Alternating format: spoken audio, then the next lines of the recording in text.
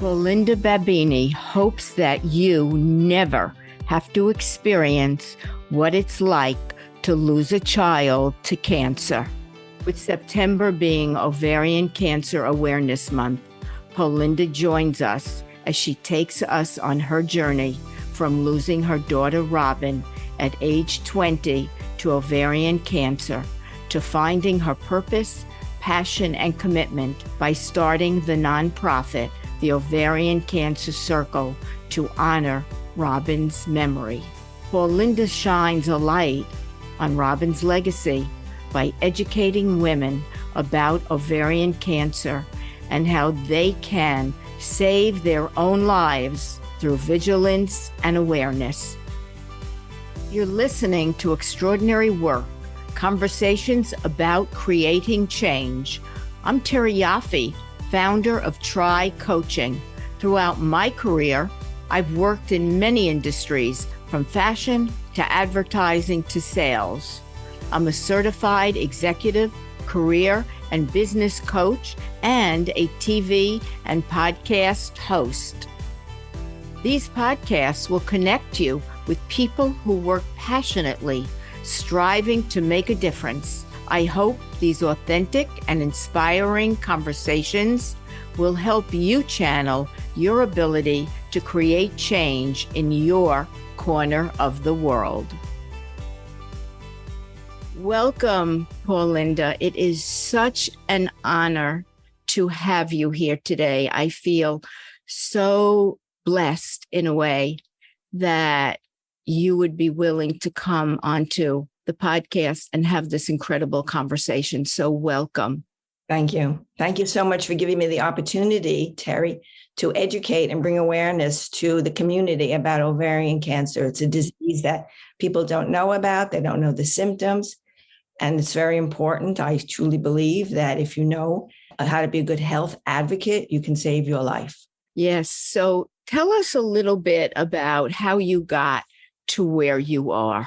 Okay. So my background in sales, photo retouching, I was in the digital imaging business for 40 years. So I had a lot of exposure to a lot of the community. In 2004, my daughter Robin was diagnosed with stage 3 ovarian cancer. And our family knew nothing about ovarian cancer. I didn't know the symptoms. I didn't know the right questions to ask. As a result, she ended up in the emergency room in terrible pain. They didn't know either what was going on.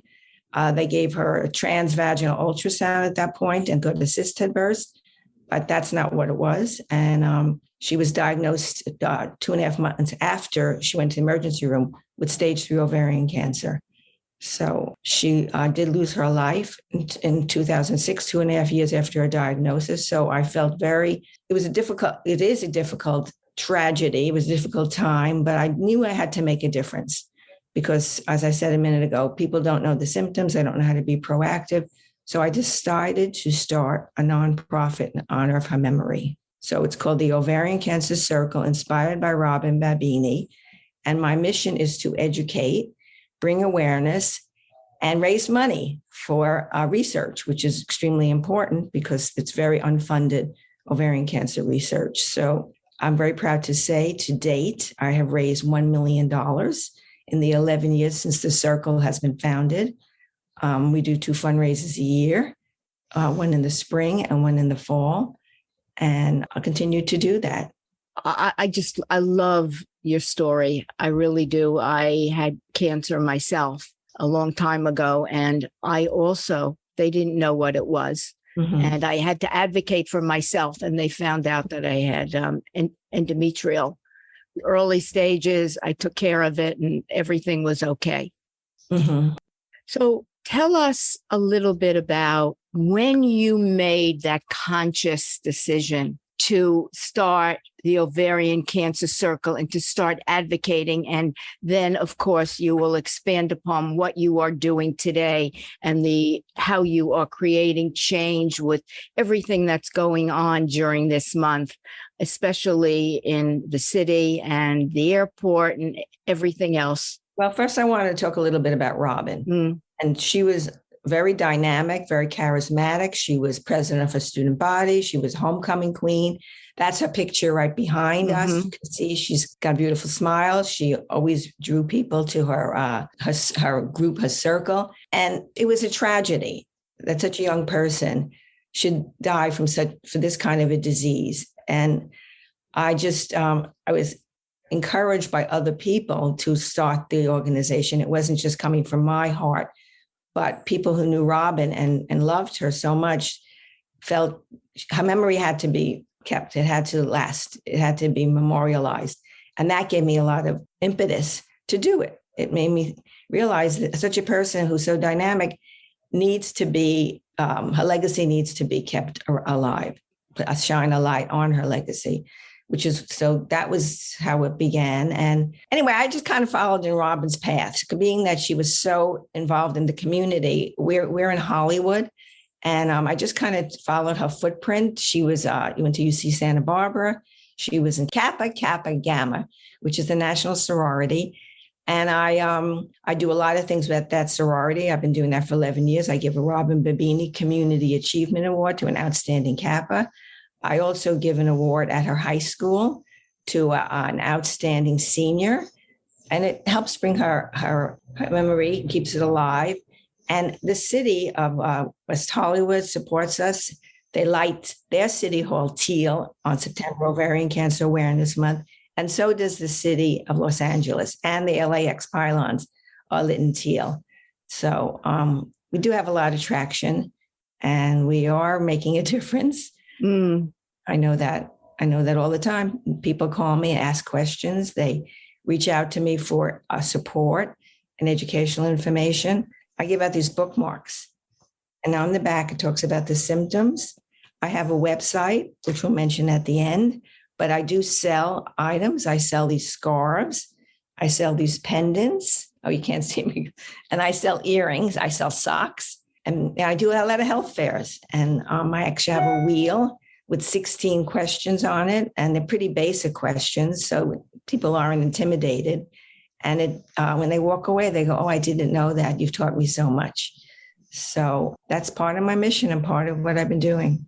Isn't it interesting in today's world that people are not that educated on many forms of a lot of things, ovarian cancer, breast cancer, other kinds of cancer.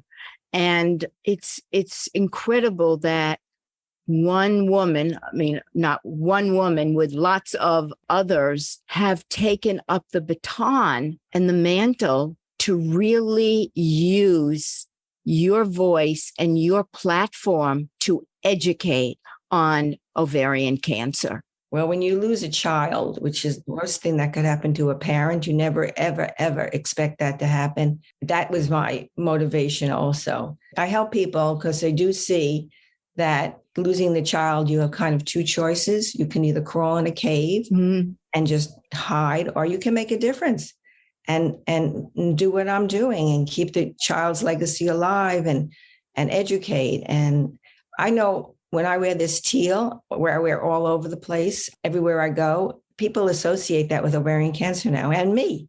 So when I do see people, they say, oh, they think of me and the ovarian cancer color, and it's incredible. So why teal? Is that? I don't know. That's a national color of ovarian cancer. Okay. I never paid attention to the color. Pink is for breast, and right. every cancer has a color. I don't know if you knew that. No.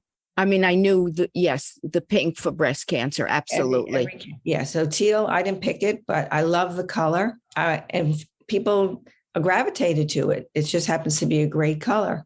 Do you do seminars or other podcasts outside of the LA area? Do you travel throughout California or other parts of the country to talk about and educate? Well, I don't travel because what COVID has done to us, but I do take every opportunity where anyone asks me to speak. I belong to many networking groups, so I've had many opportunities to speak, which is how the circle has grown to where it has. It's part of what you have to do when you fundraise. You have to reach out to many people. You need to grow your organization and grow your your community. I was just very fortunate. I was on, it was local TV, KTLA, Channel 5 here in LA for ovarian cancer awareness. We were having a fundraiser, and it was incredible how many phone calls I received, because they reach a gigantic area, Southern California, all the way down San Diego, or to, I'm sure further than that, and fun and tons of money. A lot of money came in, and people's stories about losing somebody. And they were so grateful that KTLA took the opportunity to talk about ovarian cancer. It's not talked about enough. So thank you for letting me speak about it as well. Absolutely. I mean, I think it is so important. And I question, why not? Well, the reason is because not that compared to like breast or heart disease, not as many women get ovarian cancer. So it doesn't get the exposure that it needs. Even in Washington, I participate in an organization that advocates for funding. Every year they have a conference. I go to the conference. We go to our council members or senators or House of Representatives, and we talk about how important this is to make a cure or even early detection tests. Did you know there's no early detection test for ovarian cancer? I am aware. I have had several friends, one in particular that passed away from ovarian cancer, and one that caught it and she recuperated.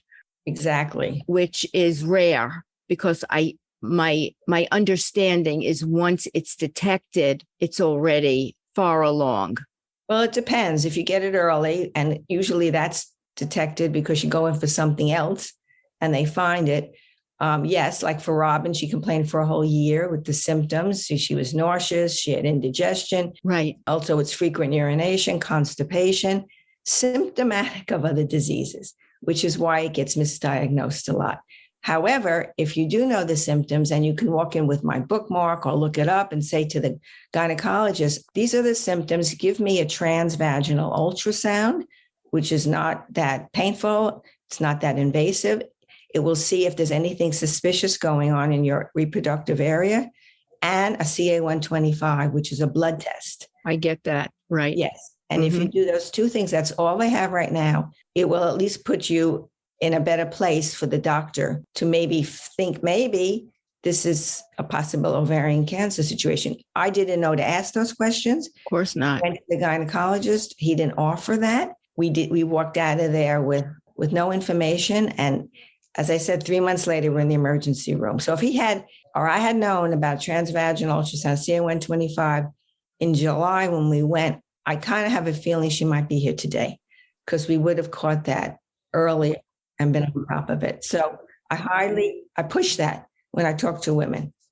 That's the two things I really advocate about. If you don't feel well, you have these symptoms, go to your gynecologist and ask for transvaginal ultrasound and a CA-125. Very, very important. What else can you impart to, especially the women who would be listening to this conversation? Well, I have to say, ovarian cancer has no age limits. It doesn't necessarily happen to women postmenopausal. It can happen to women at any age. So like for Robin, it was 17, very, very early. Doctors were shocked. But since I've been in the ovarian cancer world, I have met many women who have been diagnosed early, and thankfully some survive and others struggle. But as I mentioned before, the two procedures that I mentioned are what I would focus on. And I put it on people's radar. People don't pay attention to. All of a sudden look, Obama's wife died from ovarian cancer. Who? President Obama's wife. Mother. I'm so sorry.